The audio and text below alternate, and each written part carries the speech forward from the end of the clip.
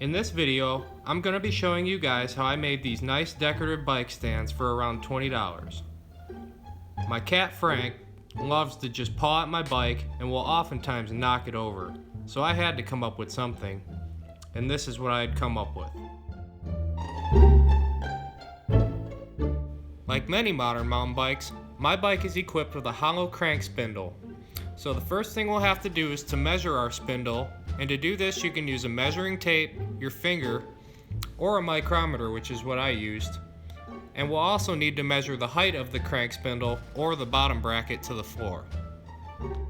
Now that we've got our measurements, it's time to take a trip down to our local hardware store for the materials we're going to need. For this project, we're going to head to the plumbing section because we're using cast black iron pipe commonly used for plumbing natural gas and propane. It's cheap, it comes pre-threaded, and it's easy to work with.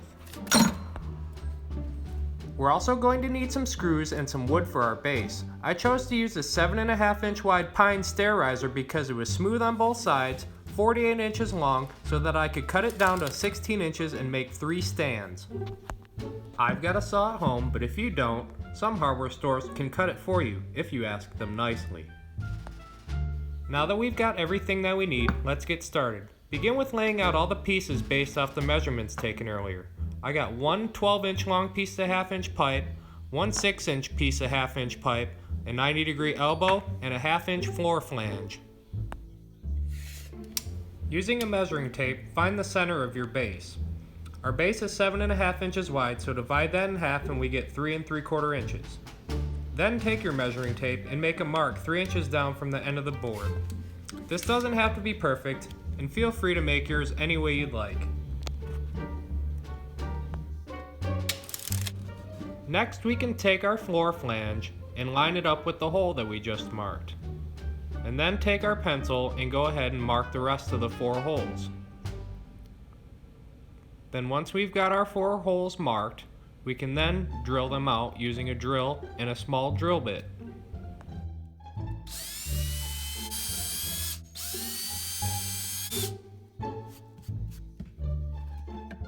At this point, you could go ahead and assemble it, but I chose to spice mine up a bit by rounding the corners, and then using a torch, I lightly burned the wood surface to give it a cool, natural, rustic look.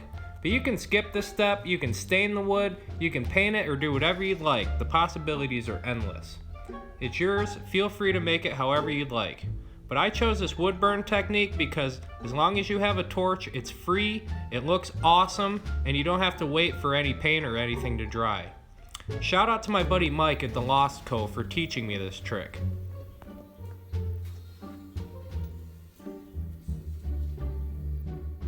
I then took the 6-inch piece, clamped it in the vise, and cut off about 1 inch.